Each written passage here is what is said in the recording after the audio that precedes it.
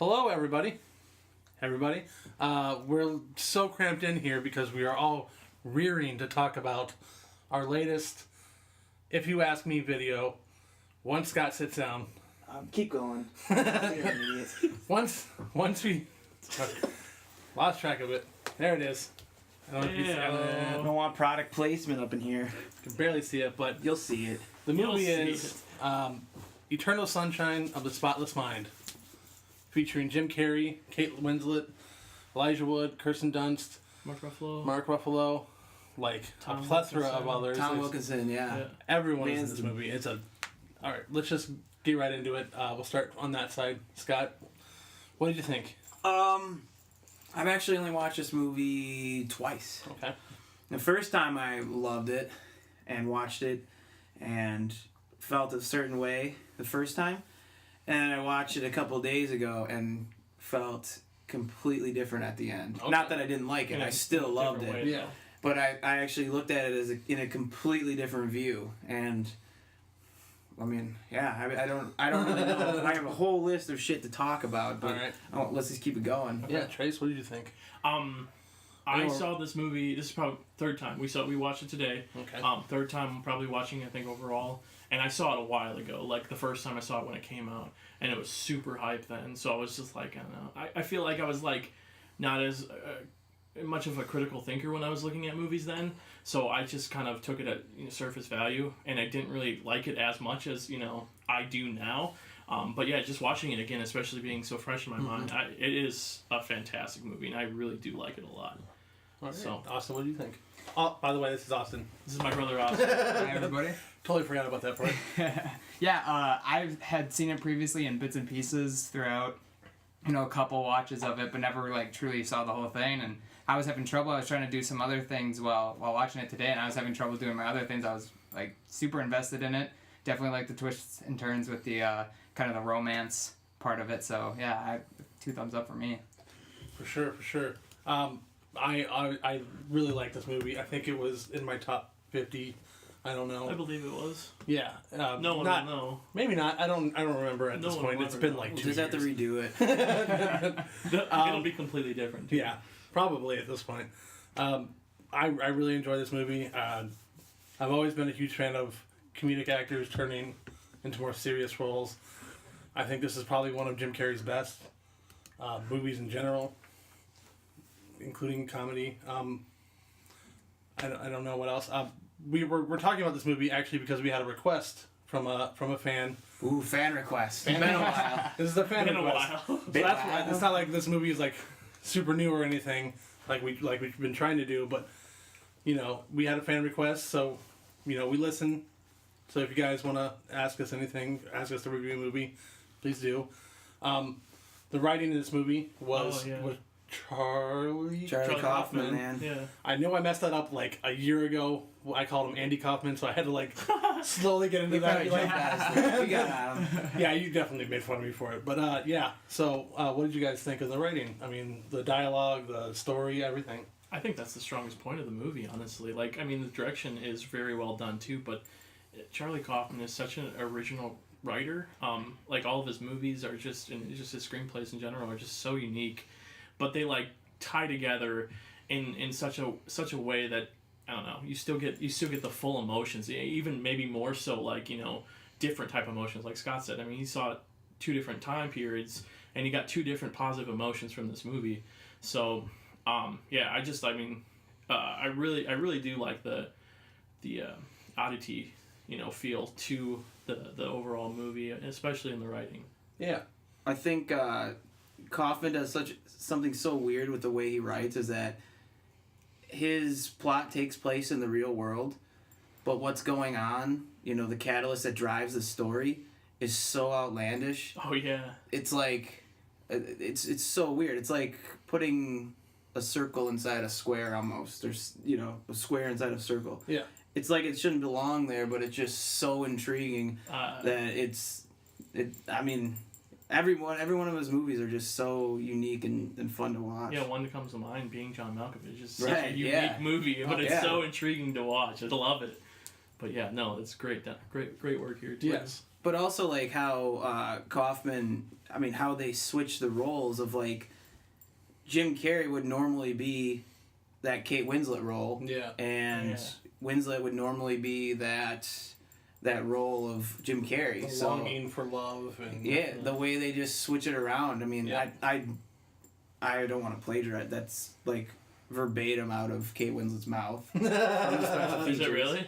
Yeah, I mean, Okay. like it's true though. You know, like I've never seen another movie with her and having blue and orange and yeah. red hair. Well, yeah, and just the I way didn't she even acts. like recognize her as Kate Winslet the first time I watched it. Like I didn't know who it was, and then I was like, later when I watched it again, I was like, holy shit, that's the girl from Titanic. Right. Yeah. And I think that's, I mean, I don't want to segue into that section yet, but I think that's just a testament of the actors that they have in the Yes. film, too, because you take characters or actors that are typically typecast to that point, for the most part, and you just reverse roles and you get something that's really well done, so. Yeah. Well, I mean, we can go right into that. I Yeah, mean, why not? The acting in this movie is superb. I mean, there's, as I said, a plethora of great actors. Some huge named people, like people that now are getting, $15, $20 million a film, like Mark Ruffalo and Yeah. I mean, Oscar nominations. Yeah, Oscar Yeah. nominations. I mean, Kate Winslet's been nominated for probably like a dozen and won at least one. She's I think, one. at for the least reader. Yeah. Young Elijah Wood too. Yeah. Yeah. Yeah, Minor Such role, a douche but in that still. movie too. Yeah. She's Kate Winslet. Going back to her, she's always been such a polarizing figure. I guess in my movie watching career, just because I was so young when I saw Titanic, and I was just so mesmerized by her role. I was going to We say, all are. yeah. I'm being right, completely yeah. serious. There might be more things than just one, but I'm saying like you watch her in The Reader or Revolutionary Road or Titanic or any different role, The Holiday or whatever it is. Yeah, true. And she's got such a range. great actress. She yeah. is. She really is. Like, and I don't know. You don't think about it until you, I don't know, revisit some of these movies too. I And don't know. she is absolutely my favorite in this movie because when you go back in those dream sequences, she's so. I just want to say, warming. Like you just want to like just kind of like hold her because Right. she's so like almost like motherly to him Yeah. in those dream Just sequences. kind of walk them through, like, this is what's happening. You Yeah. just need to accept it. Like, you can't stop it now. And I don't know if it's Jim Carrey's mind, making her that way, but Yeah. whatever it is, like I love that aspect of the movie, and that's why I loved the dream sequences so much, and especially when he goes back and tries to hide in those dreams where he's like a kid and When he goes stuff. back to his It's just hilarious, do it, he's hitting that bird. She pulls him He's just away. crying. Yeah. tries going to beat up the other kid and he Yeah. just gets his butt whooped. Yeah, it's just it's so great. I don't know. Yeah, I mean, no, then I agree.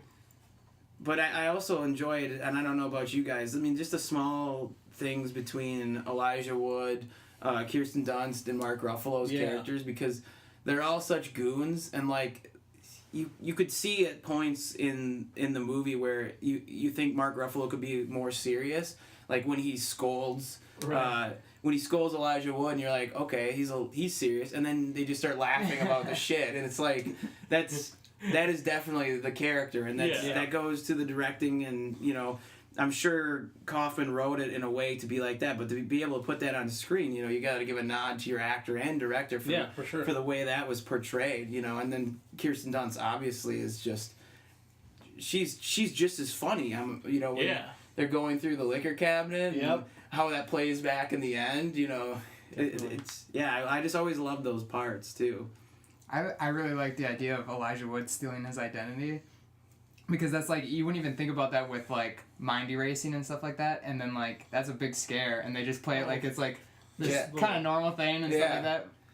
Yeah, it is great too, and just the way in the beginning how you think everything's going in chronological order, and then you realize it's not, Yep. and you're just like, okay, that was random. Elijah Wood knocking on his window. Right. Well, the whole beginning half Yeah. too. Like, even rewatching it today, I was like, oh, I totally forgot that's after everything. You know what I mean? Like, But they play it pretty off cool. so well because Transitions are really smooth still, yeah. Because I haven't seen it in a few years, and like I said, that's the only other time I watched it, Yeah. and it was just Yeah. that was awesome.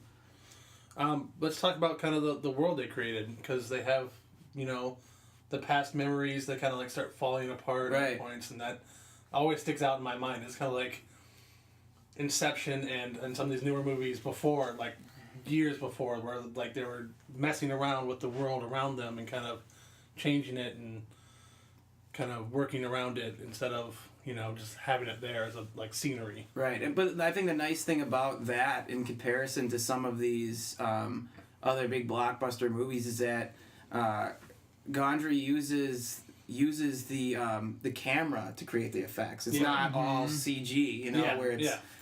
I mean, I watched the behind the scenes, and that's actually really, it's short stuff. So if I encourage anyone who has the DVD or Blu-ray to watch it, because they were using like stuff that typical stage plays would use with trapdoors and stuff like that. Because if you watch, there's some sequences where it's not a cut, and they're going into the bathroom, Kate Winslet's gone, they turn around, follow him down the hallway, and turn into the kitchen, and then she's there, you know? So it's, I mean, I thought that was, I mean, that's got to take so much planning and precision For sure. with everybody on there. Right, and I mean, going back to like Michael Gondry's directing capabilities, I've watched a couple of his other films that kind of, I mean, they almost have the same feel, not like as out there as the concept of this, but like Be Kind, Rewind, and The Science of Sleep, all movies that kind of, you know, take the camera and instead of with these high concept movies, and they use, you know, the camera and the techniques to benefit the story instead of CGIs and stuff like that. Did he do Moon? No, he didn't. That's my boy Duncan Jones. Oh yeah. I was getting him confused with the dude who did the new World of Warcraft. Yeah, that's movie. that. Yeah, that's him. Yep. I knew I was getting confused. I think the newest movie that Michael Gondry did was Green Hornet. He's done I was just looking at he's done a few since, but it's mostly like really indie films. Yeah, like, he went back to his indie roots, but that was like the biggest film. But I mean, the lighting also catches your eye during those. You know, it's like, it's literally like they just had, you know, some sort of handheld camera and just with the light on. With the flashlight, and it's dark around them when he's kind of running through the dreams. Yeah, using like a fisheye and then lighting it in like a tunnel. I liked it. It's unique. Yeah, it is. And it gave you that feel of everything, you know, kind of him running from everything crumbling around him. Right. And then they do use some CGI, obviously, to like pull things out or like, you know, some editing techniques to pull items out as he's running. But it's just little stuff, and it really adds to it. Yeah, it makes it believable, even though it's such a ridiculous concept. You know? Can we bring up the editing quick, because in the beginning it's so abrupt, and I had to watch it and like rewound it because I was enjoying it so much. When we were first introduced to Clementine and the way how energetic she is, and how bam bam bam bam, there's cuts all over the place, and they're jumping too, and you don't realize it, and it's like, okay, wait, I gotta go back and see that again, and I think it's just done. I love it. I think really it's done so well. And paired well when we meet her in the train, how like spunky she is, and that music in the background, that's really kind of, I mean, it seems like there's like some little kid that's doing something that they're not supposed to, you know, where I think a testament to the editing goes, especially within the realm of those dream sequences too. It works super well because, I mean, it's not a coherent thought, it's moments and pieces, right? Yeah, and he's jumping through it, so the editing jumps and like skips, you know, it doesn't feel like it's fluid, you know what I mean? Yeah. And I think that's awesome. It really works well. Yeah, it is good. All right. So this movie isn't exactly like an underrated movie. It's got a 93% on Rotten Tomatoes, even something on Metacritic. Do you think that's accurate? I mean, do you think that's a good? What were those scores again? It's 93 on Rotten Tomatoes. I think it's sitting on like 83 on IMDb's top 250. Yeah, I mean, I had it up a couple seconds ago. I mean, I wouldn't put it so high as be 83, but it's an 8.3 out of 10 on IMDb and an 89 Meta score on Metacritic. One of the biggest things is, I mean, personally, is when I watch and go back and watch a movie, or what drives me to go back and watch a movie is, it's sort of like I either am doing this when I watch it, or this. Yeah. If I ever go back to a movie and watch it and it's kind of sloping downward, you know, those aren't the films that I would rate so highly. But this one, I was still engaged quite a bit. I don't feel at all that I was, I'm in my home watching it, so there's electronics everywhere. You can just have so many things that could distract you. Right, and I was just glued to the TV, and then going through the special features after and watching all of that. I think it's accurate to rate it within that realm. Yeah. The top 250 is weird. Yeah. I mean, it's very like audience heavy as well. Yeah. So I mean, that's why. I don't. Number one. I forget now. Shawshank still? Yeah, Shawshank is still number one. I mean, it's a great movie. I don't know if it's the best of all the movies. And it's different because it's hard to put in context. Because I think, and like I said, I thought this movie was overrated when I first watched it. But like, I think it's fair to rate this film, given like the overall IMDb score and Rotten Tomatoes score, in the context of the genre that it's sitting in. Because it's very unique for that genre, for like a romantic film, and it hits all those points. Even as kooky and crazy and sci-fi it gets, it hits all the main romantic points that it needs to throughout, even up to the end, which is, I mean, really just perfect. And yeah, I think thinking about it and after watching it for this third time, I think it's fair. Okay. Yeah. Just to piggyback off what you were saying, going back to it, I've one of the biggest things that always stuck in my mind was the relationship that Jim Carrey and Kate Winslet had.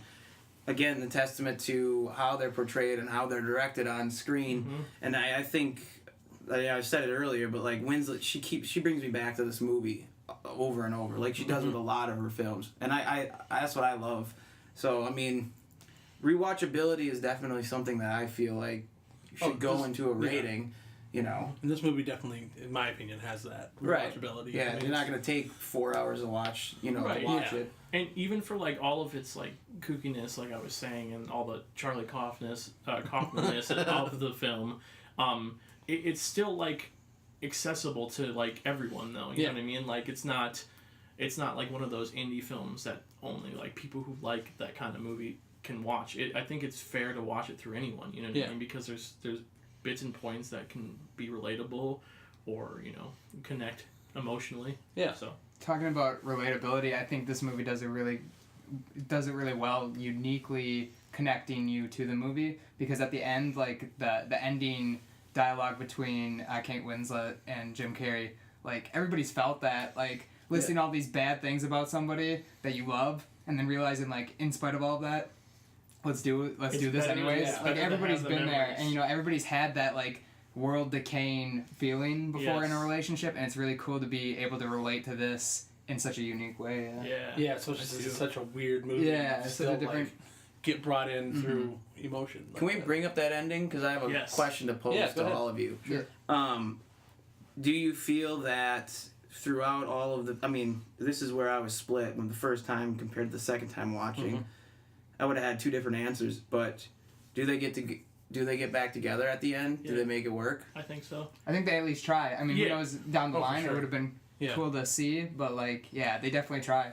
I think that's the point of like, the whole build-up of them listening to the tapes and listening to all this horrible stuff that they were talking about each other, and despite it, they, even without knowing each other, just hearing of what they went through, they think it's worth it because of the connection that they just innately have. Because, you know what I mean? And it ties back to, Kirsten Dunst's character getting her mind wiped over her love for Tom Wilkinson's character, but still coming back to him, even though she doesn't, necessarily have that connection anymore because it's supposedly wiped away, but she still comes back to him because it's there. And I think that's what they were trying to get at. I think that with was them. Kind of the moral of the story is that, despite erasing like all the good moments, all the bad moments, love is love. Like it's, you can't control. You're always gonna find who you love. And I think that's where they end up. You can't help who exactly. who you fall in love with. Yeah. And then like just how it destroys all of those people. I mean, going back to just some of the subtle shots that you get in the movie. One time Jim Carrey's sitting there and waiting to get his mind erased, and there's a lady who's got all of her pets' toys on there. Yeah.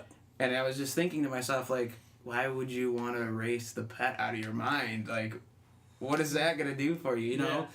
And there it was playing right in front of me. It's this, to me, first of all, I was right on with you guys the first time I watched it. And the second time I watched it, I actually don't think they do get, I mean, like Austin said, I think they try, but I don't think it works because you're pounded the entire movie with how they don't get together. Yeah. And then you hear Tom Wilkinson say inside Jim Carrey's dream, I'm a manifestation of your own mind. I'm here because you want me to be here. Yeah. And so if you think like that at the end, I mean, he's making Kate Winslet be the way she is, but we do see them the way they are. I mean, it's nice and heartwarming that they do have the moment at the end, but I think they just say it flat out, you know.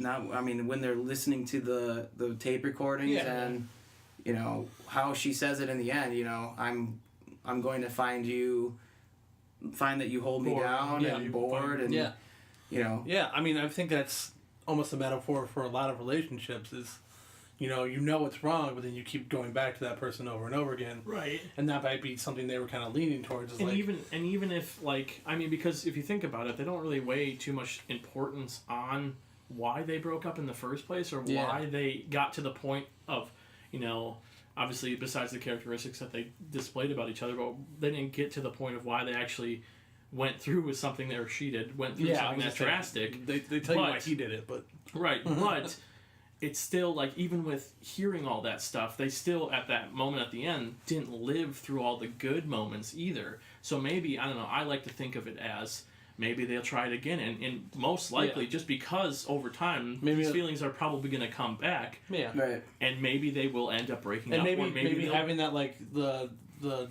hindsight is 20/20 feeling where, like, they know what they don't like about each other already. Maybe that's true. Exactly. Try to maybe work through that. You know? Or on the other hand, they're looking for closure too. Yeah, that's true. But it could either go either way. I wanted to make it clear that I do feel like Jim Carrey's making her.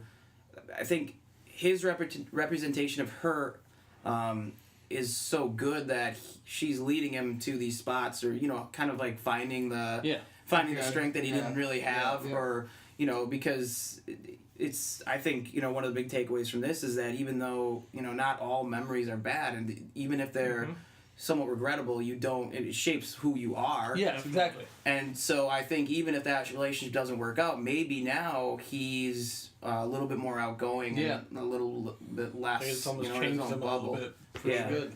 Yeah, makes sense. I guess we'll go on with letter grades. Like, what are we thinking? We'll start with me. I give it an A, because I've always been a huge fan of this movie. I like all the aspects we talked about. I think it's really, really, really well done. Austin? Yeah, I would definitely do like A minus. ROMs aren't usually a thing that I find too interesting. I can watch them, and I know a good one from a bad one. But this one, like, I think Trace can contest for it. Like, I was on my edge of the seat where I was very invested. Oh yeah, in it, he was fully invested. Maybe even some tears. Yeah, I think I'm gonna ditto Damon and say the A. I mean, especially because I don't know, watching it again, getting to process the movie in a whole, and all those things still, came through in a lighter way, in a different way, and better way. So yeah, A. Yeah, I'm also gonna give it an A, and just the last thing I have on my list is just obviously the cover of the film where they're on the ice. Yes. You know, it's so white, so pure, but then there should be a crack going down the side of it. Yeah. Yeah, there's a little one. Yeah. So I think perfect. Yeah. I think it is. I think it's one of my favorite shots in the movie, and I think it's a movie that It deserves an A. Yeah. Oh, for sure. All right. Dope. So that is our If You Ask Me on Eternal Sunshine of the Spotless Mind. Scott, do the rest because I don't remember it all. Like, subscribe, comment, subscribe, please. If there's movies you want to see or want us to talk about, put it on. I mean, this is new, old, classic, whatever. Yeah. I mean, we have hundreds. I have hundreds of movies around me right now, and a whole list of things that I want to talk about. But definitely, you'll jump to the front of the line if you give us something good. Yeah. We listen to you guys more than we listen to each other. So you want quick, short reviews of new movies? These guys are at it quite often. Yep. So bear with us. We're getting out new new video content, Yeah. which is not usually our forte, but we're doing it. We're struggling a little bit. The quality's not the best, but we'll get there. Yeah. We'll get there. We're more people, so Yep. back off. So follow us on Twitter at Real Frame of Mind and R-E-E-L. REL and Facebook.com/The Real Frame of Mind. Yep. REEL. I just couldn't put the in the Twitter thing. It just didn't fit. All right. You have to Got explain my ass. yourself. I do. I was actually curious. No, it literally wouldn't fit. I tried to add it later. All right. So that's for us. Deuces, yo. Titans.